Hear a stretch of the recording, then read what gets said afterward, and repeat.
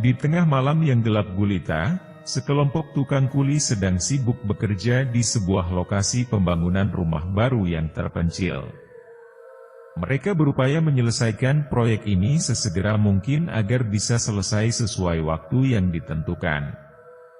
Proyek ini terletak jauh dari pemukiman terdekat, dikelilingi oleh hutan belantara yang penuh dengan rimbun pepohonan yang menyelimuti lokasi pembangunan. Bulan purnama adalah satu-satunya sumber cahaya di malam itu. Mereka berkerumun di sekitar pondasi rumah yang baru dibangun, memasang batu bata dan mengaduk campuran semen. Cukup sulit bagi mereka untuk menjaga semangat tinggi, karena malam itu sangat dingin dan angin berdesir dengan ganas. Namun, mereka tidak memiliki pilihan lain. Semua tukang kuli ini membutuhkan pekerjaan ini untuk mencukupi kebutuhan hidup mereka.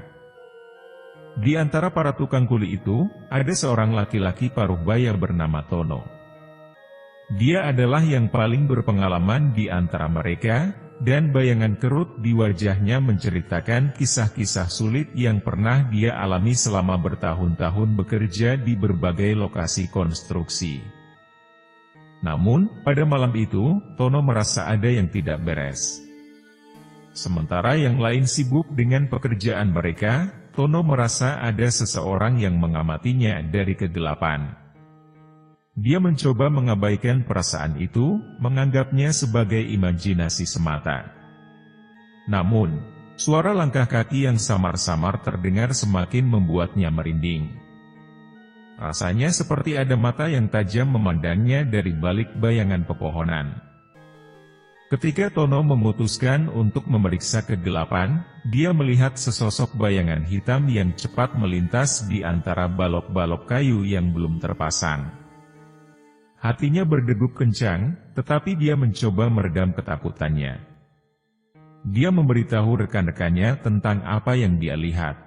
Tetapi mereka hanya tertawa dan menganggapnya bercanda. Tapi ketika malam semakin larut, perasaan aneh ini tidak pernah meninggalkan Tono. Dia merasa seolah-olah mereka sedang diperhatikan oleh sesuatu yang tidak terlihat. Keadaan semakin mencekam, dan Tono merasa bahwa malam ini tidak akan berakhir tanpa kejadian yang mengerikan. Pada malam kedua di lokasi pembangunan yang semakin terasa terpencil, ketegangan semakin mendominasi atmosfer di antara para tukang kuli. Tono masih merasa ada sesuatu yang sangat aneh di tempat ini, dan rasa ketidaknyamanannya semakin tumbuh. Suara-suara aneh terdengar dari ruangan yang belum selesai dibangun, seperti gemuruh jauh yang tidak bisa dijelaskan. Hari-hari berikutnya, tukang kuli lain mulai merasakan ketidaknyamanan yang sama. Mereka mendengar bisikan-bisikan menakutkan ketika malam datang, dan ada bau yang sangat tidak sedap yang seringkali mengisi udara malam. Beberapa dari mereka mulai mempertanyakan kebijakan mereka untuk tetap tinggal di sini dan mengerjakan proyek ini.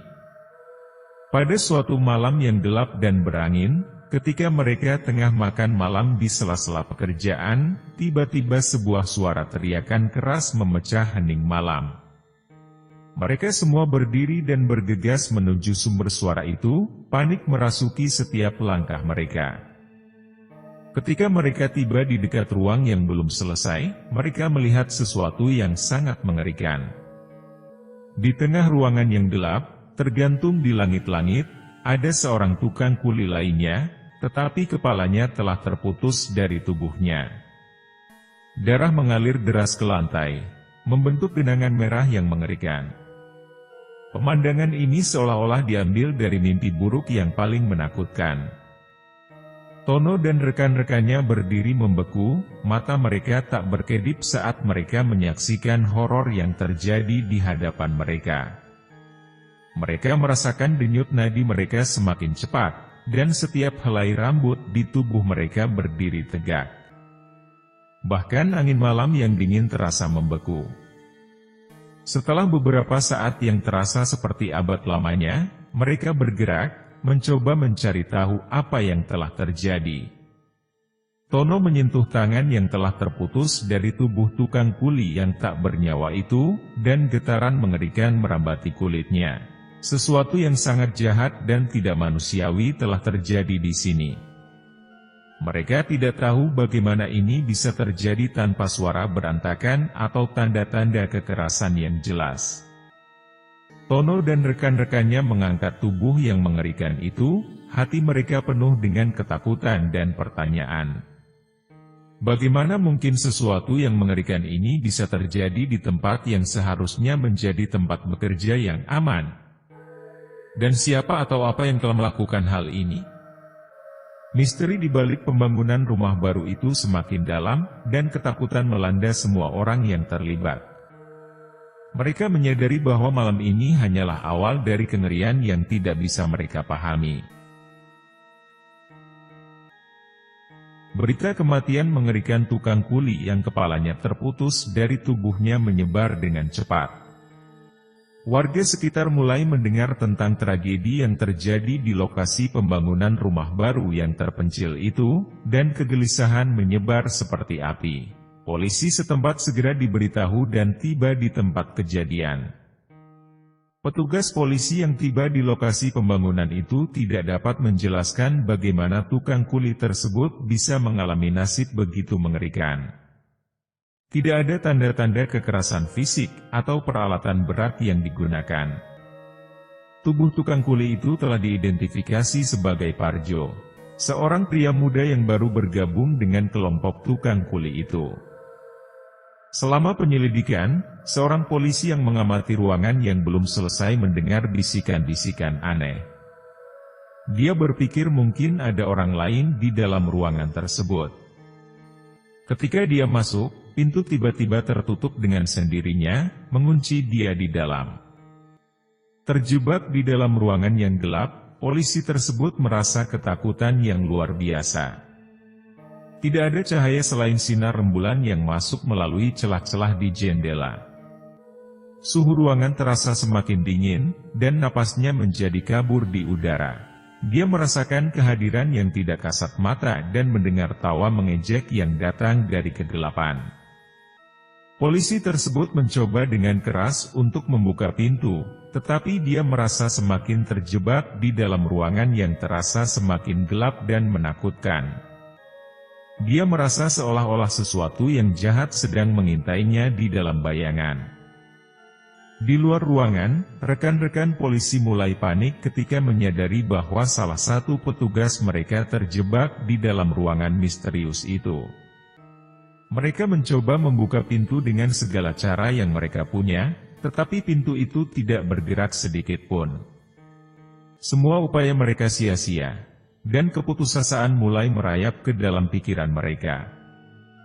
Beberapa jam kemudian, ketika matahari mulai terbit, pintu itu tiba-tiba terbuka, dan polisi tersebut keluar dengan wajah pucat dan mata yang terbelalak. Dia tidak bisa berkata-kata, hanya bisa menunjuk ke dalam ruangan dan gemetar. Tono dan yang lainnya segera membawa polisi tersebut menjauh dari lokasi tersebut, tetapi dia terlihat sangat terguncang. Misteri di balik pembangunan rumah baru itu semakin dalam dan mengerikan. Mereka tidak tahu siapa atau apa yang ada di balik semua ini, tetapi satu hal yang pasti, lokasi pembangunan itu telah menjadi tempat yang penuh dengan ketakutan dan teror. Sementara para tukang kuli dan petugas polisi merenungkan nasib mereka setelah 2 malam teror yang mengerikan di lokasi pembangunan rumah baru yang terpencil, keadaan semakin buruk. Kejadian-kejadian yang tak terduga ini telah menciptakan ketegangan yang tidak ada habisnya di antara mereka. Setelah petugas polisi yang hampir terjebak di dalam ruangan misterius berhasil dikeluarkan, dia tidak bisa berbicara banyak. Dia tampak pucat dan gemetar, seolah-olah dia telah melihat sesuatu yang tidak bisa dijelaskan di dalam sana. Semua yang bisa dia sampaikan adalah tentang kegelapan yang menakutkan dan kehadiran yang meresap. Para tukang kuli dan petugas polisi memutuskan bahwa mereka harus mencari tahu apa yang terjadi di lokasi ini dan mengungkap kebenaran di balik semua teror ini. Mereka memutuskan untuk menjelajahi setiap sudut rumah yang belum selesai dan mencari petunjuk yang mungkin membawa mereka pada jawaban. Mereka memutuskan untuk fokus pada bagian belakang bangunan rumah yang masih dalam proses pembangunan. Di sana, mereka menemukan gundukan tanah yang mencurigakan. Tanah itu tampaknya baru saja digali dan ditimbun kembali. Rasa kecurigaan semakin tumbuh saat mereka melihat beberapa ceceran darah yang mengering di sekitar tanah tersebut. Dengan hati-hati, mereka mulai menggali gundukan tanah tersebut. Semakin mereka menggali, semakin terbuka kebenaran yang mengerikan. Mereka menemukan tulang belulang manusia yang terkubur di dalamnya. Penemuan itu membuat mereka menelan ludah dalam ketakutan yang mendalam. Lampu senter yang mereka bawa bersama hanya menyoroti sebagian kecil dari pemandangan mengerikan ini. Mereka bisa melihat tulang-tulang yang hancur dan hampir tak teridentifikasi. Tidak ada yang bisa diucapkan, hanya bisikan-bisikan tak terduga yang datang dari kegelapan. Tono dan rekan-rekannya merasa seperti mereka telah menemukan tempat yang sangat jahat. Tempat di mana sesuatu yang tak bisa dijelaskan telah terjadi. Ketika mereka mencoba untuk keluar dari lokasi itu, pintu tiba-tiba tertutup dengan sendirinya, mengunci mereka di dalam. Panik menyerang, dan mereka mencoba dengan keras untuk membuka pintu itu, tetapi sia-sia. Mereka terjebak dalam kegelapan yang semakin menekan, di tengah gundukan tanah yang penuh dengan misteri dan kengerian. Malam berubah menjadi hari, dan para tukang kuli dan petugas polisi masih terjebak dalam lokasi yang menakutkan itu. Mereka tahu bahwa mereka harus menemukan cara untuk keluar, atau mereka akan menjadi korban selanjutnya dari teror yang meresap di tempat ini. Misteri di balik pembangunan rumah baru itu semakin dalam dan mengerikan, dan nasib mereka semakin terjebak dalam kegelapan yang mengancam jiwa mereka. Pembangunan rumah baru yang terpencil itu dihentikan sementara setelah tragedi kematian kuli dan penemuan mengerikan tulang belulang manusia di dalam gundukan tanah di belakang bangunan. Area tersebut segera menjadi tempat kejahatan yang sedang diselidiki oleh kepolisian setempat.